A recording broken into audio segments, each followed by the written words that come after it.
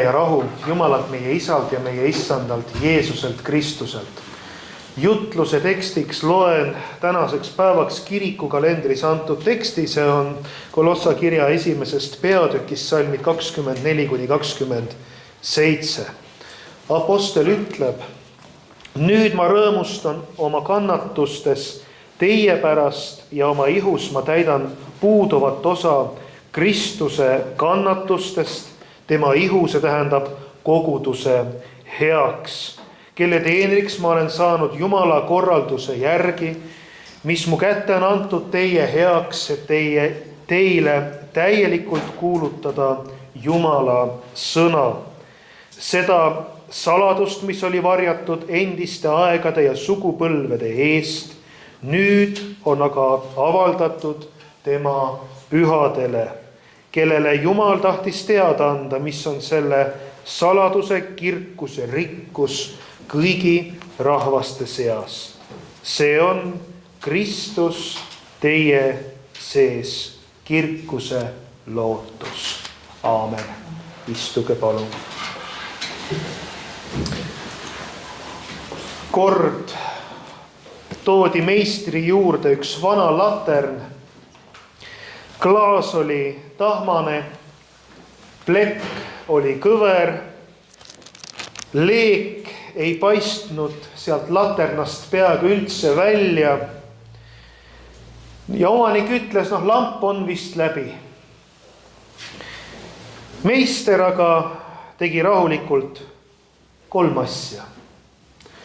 Ta puhastas klaasi, sirutas pleki, pani uue õli ja kui tuli süttis, oli sama latern äkki hele, valgus paistis ilusasti, sest viga polnud ju valguses, vaid selles, mis valguse ümber oli vahepeal pimedaks läinud.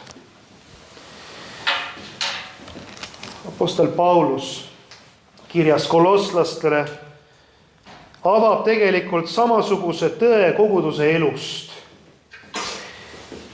Mitte Kristuse valgus ei ole katki, aga koguduse tee selle valgusega käib siin maailmas läbi vastuseisu, väsimuse, kannatuse. Paulus ei häbene seda ega varja kuidagi.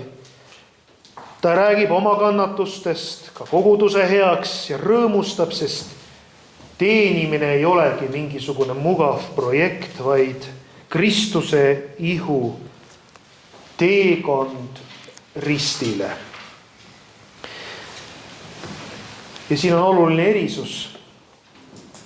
Kristuse kannatus ristil oli täiuslik Jumala plaani teostumine, meie vabaks ostmine, pääste, lunastus, mida keegi teine ei saa teha, sinna ei saa keegi teine midagi lisada, midagi seal parandada, see oli täiuslik. Pauluse kannatused, millest ta räägib, mida ta välja toob, need ei ole midagi lisaks Jeesuse lunastusele, vaid see osa risti kandmisest, mis käib koguduse elu juurde, kuulutuse juurde, mis käib armastusega teenimise juurde kuni ajastu lõpuni.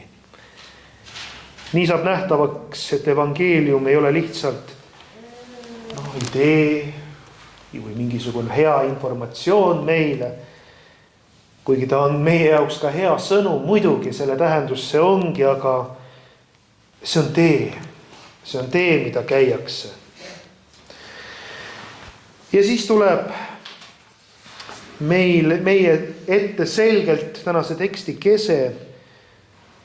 Võtame seda siis, seda saladuse sisu, see on Kristus teie sees, kirkuse lootus. Jumala üllatav otsus, mitte ainult Kristus meie eest, vaid Kristus meie sees. Jeesus saab tulla, elada meie sees. See ei ole mingi kauge julgustus, et kunagi toimus midagi olulist me saame lihtsalt sellest osa kuidagi ideeliselt, vaid me saame Kristusest osa. Me saame julgustust otse Jumalalt, väga lähedasest osadusest temaga. Meil võib olla kindel julgus, sest Issand on ligidal, kes seob oma rahva endaga ja hoiab ka siis, kui meie jõud otsa saab. Sellepärast ei ole kunagi koguduse sõnumi kese, häbi, läbikukkumine, paturaskus, vaid me läheme siit edasi, me tuleme Kristuse pääste juurde.